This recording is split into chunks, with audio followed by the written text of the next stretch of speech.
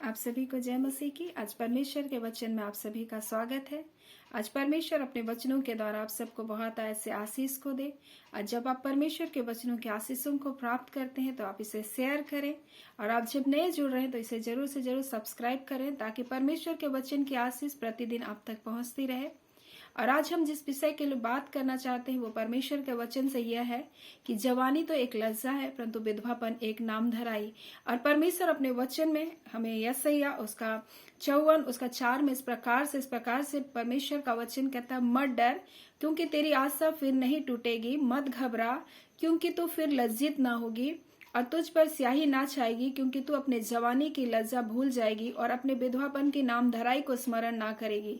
क्योंकि तेरा कर्ता तेरा पति है, उसका नाम सेनाओं का यहोवा है, और इज़राइल का पवित्र तेरा छुड़ाने वाला वह सारी पृथ्वी का भी परमेश्वर कहलाएगा। और परमेश्वर अपने वचनों के द्वारा हमसे आज बातचीत करना चाहता है। और परमेश्वर ने अपने वचन में इस प्रकार से कहता है कि मत डर, तेरी आशा फिर कभी ना टूटेगी, मत घबरा क्योंकि तू फिर लज्जित ना होगी और ना तुझ पर स्याही छाएगी, क्योंकि तू अपनी जवानी की लज्जा को क्या करेगी, भूल जाएगी, और अपने विधवापन की नाम धराई को फिर स्मरण ना करेगी, क्योंकि तेरा कर्ता तेरा परमेश्वर है। और हमारा कर्ता, हमारे सब कार्य को करने वाला हमारा परमेश्वर हमारे साथ है। और परमेश्वर ने ये वचन मुझे उस वक्त दिया जब मैंने पति की मृत्यु होने के बाद मैंने परमेश्वर से कहा, क्या परमेश्वर आपने मेरी नाम धराई कर दी। और मैं परमेश्वर के सामने फूट फूट कर जब रोई, और मुझको ये वचन तब तक नहीं पता था, और तब परमेश्वर ने मुझे अपने वचन के द्वारा इस बात को बताया कि तेरे हर कार्य को करने वाला तेरा परमेश्वर, जो तेरे पति के रूप में तेरे साथ को रहेगा। और हम संसार में बहुत बार सांसारिक बातों में हम खो जाते हैं और मनुष्य से हम आशा को रखते हैं, लेकिन परमेश्वर अपने वचन से हमें बताना चाहता है। कई बार बहुत सारे बच्चों जब जवान बच्चे अपने टाइम में जब विवाह नहीं होता, वो लज्जित होते हैं अपने जीवन में, मेरा इतना उम्र हो गया, इतना एज हो गया और मेरा शादी नहीं हो रहा है, और वो उसके लिए एक बोझ के समान होता है। और जवानी एक बोझ के समान, एक जुए के समान होता है, और वो अपने जीवन से बहुत ज्यादा निराश हो जाते हैं, क्योंकि जवानी बोलते हैं जवानी एक लज्जा के समान है। और बोलते हैं कि एक सही टाइम में जब एक व्यक्ति का, एक लड़की का जब विवाह नहीं होता तो बहुत लज्जित होती है, वो समाज से उठना बैठना, अपने आप को सब कुछ से वो क्या करती है, हटा देती है, और सोचती है कि मैं कैसे लोगों का सामना करूंगी, और जब मैं भीड़ में जाऊंगी तब लोग मुझसे कहेंगे तेरा विवाह नहीं हुआ, क्या बात है, तुम्हारा शादी नहीं हुआ, लोग तरह तरह के बात करेंगे। और इन बातों से डर कर आज लड़कियां क्या करती है, लज्जित हो जाती है, और बहुत सारे लोग ऐसे समय में टूट जाते हैं और अपने जीवन का भी अंत कर देते हैं। लेकिन परमेश्वर हमसे कहता है कि तू मत डर और तेरी आशा फिर ना टूटेगी, और मत घबरा क्योंकि तू फिर लज्जित नहीं होगी और तुझ पर स्याही ना छाएगी, क्योंकि तू अपने जवानी की लज्जा को भूल जाएगी और अपने विधवापन की नाम धराई को स्मरण ना करेगी। क्योंकि परमेश्वर उसके साथ खड़ा होगा, परमेश्वर उसके लिए सब कुछ मुहैया कराने वाला परमेश्वर होगा, जो कहता है मैं तुझे ना छोड़ूंगा ना त्यागूंगा। संसार में हम जिस सहारे की हम आशा को देखते हैं, या संसार में जिन बातों पर भरोसा करते हैं, कई बार उन सहारे, उन बातों से भी हमें ठोकर लग सकती है, लेकिन वो परमेश्वर है जो हमारे साथ रहने वाला परमेश्वर है, जो कभी भी हमें नहीं छोड़ता, कभी भी हमें नहीं त्यागता। वो हर वक्त हमारा कर्ता, हमारा पति बनकर हमारे साथ रहता है। वो हमारी हर एक आवश्यकताओं को, हर एक जरूरतों को वो अपने स्वर्गीय भंडार से वो पूरा करता है, और अपने बच्चों को कभी किसी के सामने लज्जित होने नहीं देता, कभी किसी के सामने वो झुकने नहीं देता, परंतु अपने धर्म मैदाने हाथ से अपने बच्चों को थाम करके रखता है। और वो कहता है मैं तेरा कर्ता, तेरा परमेश्वर हूं, बोलता है।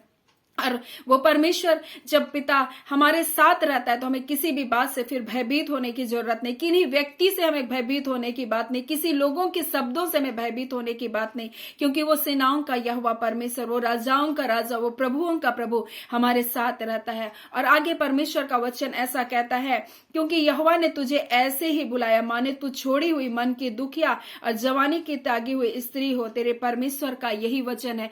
हो सकता है आप किसी भी दशा में हो, किसी भी परिस्थिति में हो, और आपको ऐसा महसूस होता है कि मुझे छोड़ दिया, लेकिन परमेश्वर आपको इन्हीं बीमारियों में, इन्हीं दुखों में, इन्हीं तकलीफों में परमेश्वर आपको क्या कर रहा है, बुला रहा है, ताकि परमेश्वर आपके द्वारा अपने नाम की महिमा को प्रकट करे। और परमेश्वर का वचन बोलता है कि यहोवा ने तुझे ऐसे ही बुलाया है। और पहला कुरिन्थी उसका 26 में देखते हैं कि परमेश्वर का वचन हमसे कहता है कि परमेश्वर ने जगत के निर्बलों को, निर्बुद्धियों को बुला लिया परमेश्वर ने, ताकि ज्ञानवानों को और बुद्धिमानों को क्या कर दे, लज्जित कर दे। और परमेश्वर ने हम ऐसी ही जगत में निर्बल, निर्बुद्धि, मूर्ख लोगों को परमेश्वर ने जगत से क्या कर लिया, चुन लिया। और हमें ऐसे चुन लिया मानो हम मन के दुखियारी लोग हैं, बीमारियों में, निंदा में, गरीबी में, लाचारी में, बंधन में, बंधुआई में, लज्जा में, अनादर में और नाना प्रकार के व्यसनों में हम ऐसे जीवन को हम जीने वाले लोगों के जीवन को परमेश्वर ने बुलाया। और उनसे कहता है मत डर और तेरी आशा फिर कभी ना टूटेगी। जब हम जीवित परमेश्वर पर अपनी आशा को रखेंगे,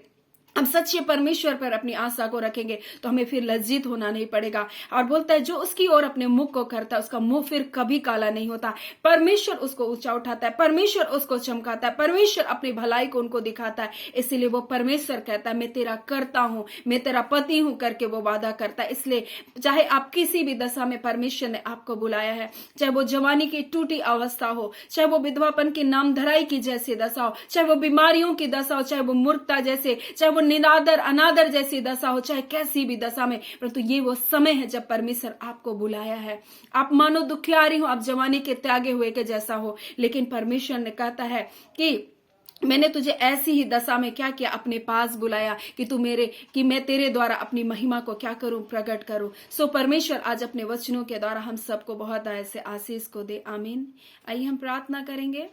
प्यारे पिता परमेश्वर, हम आपका धन्यवाद करते हैं पिता, आपके नाम को महिमा देते हैं। आपके बेटे यीशु मसीह के लिए पिता हम आपका धन्यवाद देते हैं, उसकी दया, उस अनुग्रह के लिए पिता, उसके पवित्र लहू के द्वारा परमेश्वर। हाँ पिता परमेश्वर, आपके वचन के लिए खुदावन परमेश्वर, जबकि तू हमारा करता है परमेश्वर, तो हमारे जीवन के हर एक बातों को परमेश्वर प्रभु जी, हाँ पिता, जो इस संसार में एक पति रहकर अपने पत्नी के लिए करता है खुदावन, तो अपने बच्चों के लिए करता है परमेश्वर। और प्रभु अपने बच्चों की सहायता करता है प्रभु, इसलिए तो कहता है तू लज्जित ना होगी प्रभु, और तेरे मुख पर फिर कभी स्याही ना छाएगी प्रभु, क्योंकि जिन्होंने आपकी ओर अपने दृष्टि को किया परमेश्वर पिता, उनका मुख कभी भी काला होने नहीं पाया पिता।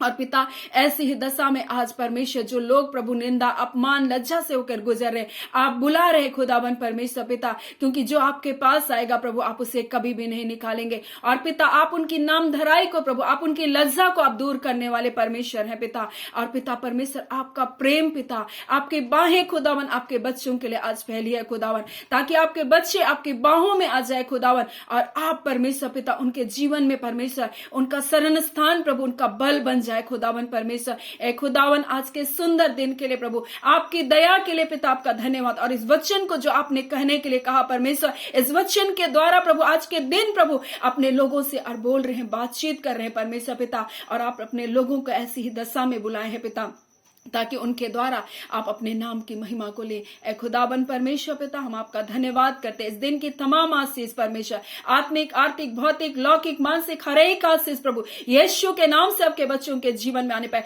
वो जय, वो छुटकारे की आत्मा उनके जीवन में कार्य करे, वो आनंद की आत्मा उनके जीवन में कार्य करे, वो जानने पाए प्रभु उनके संग, उनके साथ रहने वाला सेनाओं का यहोवा परमेश्वर है प्रभु, जो कभी भी धोखा नहीं देता, ना कभी छोड़ता है, ना कभी त्यागता है पिता। हम आपका धन्यवाद करते हैं। सारी आदर महिमा पिता परमेश्वर आपको देते हैं, और प्रार्थना आपके बेटे यीशु के नाम से मांगते हैं। दया सुने, अनुग्रह से ग्रहण कर लीजिएगा। आमीन।